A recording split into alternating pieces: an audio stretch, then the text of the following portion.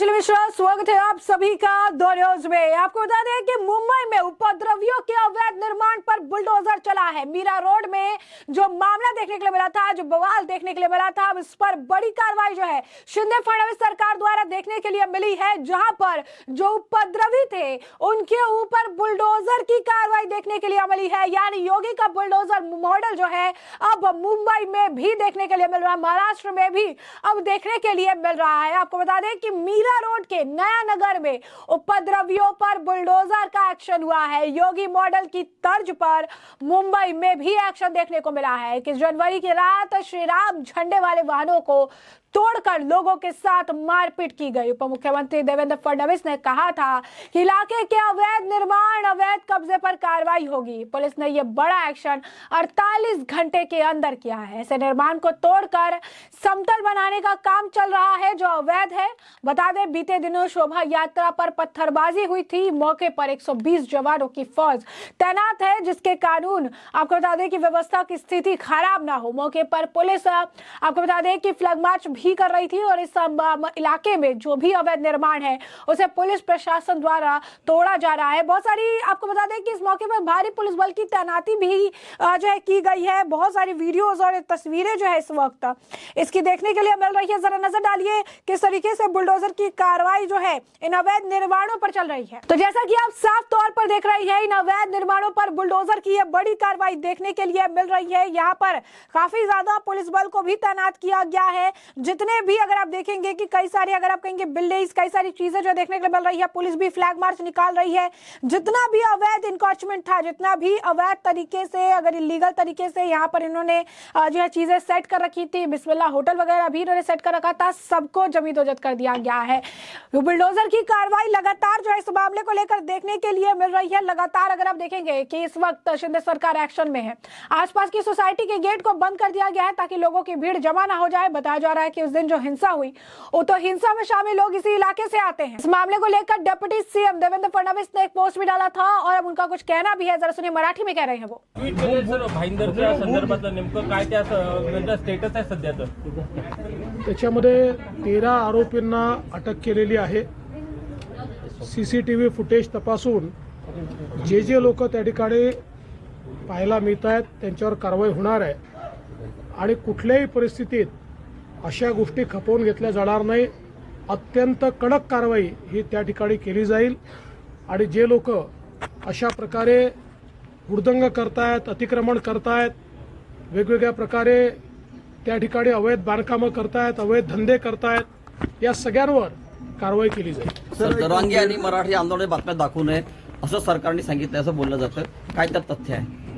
असल्या फालतू तो जैसा कि आपने सुना, देवेंद्र फडणवीस कह रहे हैं इस तरीके की कोई भी अगर आप कहेंगे कृत्य जो है बर्दाश्त नहीं किया जाएगा। 13 को अब तक गिरफ्तार किया गया है। इसमें शामिल अन्य लोगों की पहचान करके उन्हें गिरफ्तार करने के लिए सीसीटीवी फुटेज का विस्तृत विश्लेषण किया जा रहा है। जो कोई भी कानून अपने हाथ में लेने की कोशिश करेगा और महाराष्ट्र में कानून व्यवस्था की स्थिति को बिगाड़ने का प्रयास करेगा, उसके खिलाफ कतई जो है चीजें बर्दाश्त नहीं की जाएगी और कड़े से कड़े कदम जो है उठाए जाएंगे। इसी के साथ आपको बता दें कि लगातार इस मामले को लेकर जो है रिएक्शन देखने के लिए मिल रहे हैं।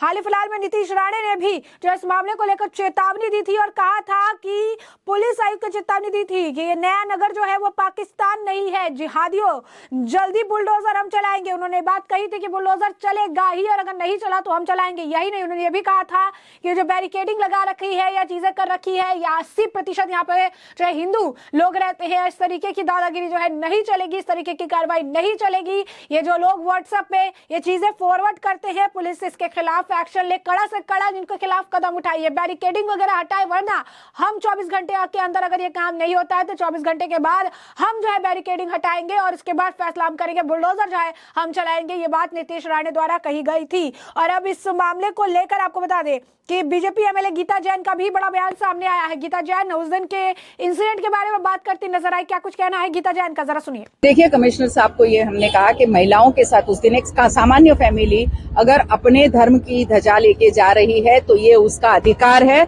अगर कोई एक इलाका ये कहता है कि यहाँ ये पताका नहीं चलेगी, उसे गिरा दिया जाता है, उस पे थूका जाता है, उस पे उल्टी की जाती है, महिलाओं को खींच के मारा जाता है और ये कहा जाता है कि अब तुम्हारा राम बचाने आएगा क्या, अब आप अल्लाहू अकबर बोलो तभी हम छोड़ेंगे। ये स्वतंत्रता छीनने की बात है, लोकशाही के अगेंस्ट की बात है, वो हम सहन नहीं करेंगे।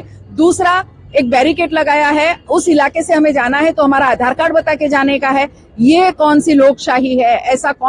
ऐसे कोई इलाके नहीं होते, ये हमारा इलाका, ये आपका इलाका, यहाँ से मत जाइए। तो ये जो चल रहा है उसके लिए कमिश्नर साहब को संज्ञान दिया और उन्होंने बैरिकेड हटाने के लिए कहा है और नीतीश जी ने उनको ये कहा है कि अगर 24 घंटे में बैरिकेड नहीं हटा तो हम सब फिर आएंगे, बैरिकेड अपने आप हटाएंगे और वहां से ही निकलेंगे, तब देखते हैं कि किसका इलाका है। मैडम, जितने लोगों को आप संतुष्ट हैं, जितनी कार्रवाई हुई, जितने लोगों को गिरफ्तार किया गया? आज पहला बुलडोजर चला है, आगे देखते हैं कि ये कार्रवाई कंटिन्यू होती है कि नहीं। हम चाहते हैं कि जितने इलीगल एनक्रोचमेंट है वो तोड़े जाए और जल्द से जल्द ये कार्रवाई पूरी हो, ताकि हम भी कह सके कि एनक्रोचमेंट जो हो रहा है, आप देखते होंगे शांतिनगर का आप एग्जांपल ले लीजिए, वहां से वो उनकी दादागिरी में हम वहीं बैठेंगे, जबकि प्रशासन ने कह दिया फेरी वाला क्षेत्र नहीं है, लेकिन हम वहीं बैठेंगे।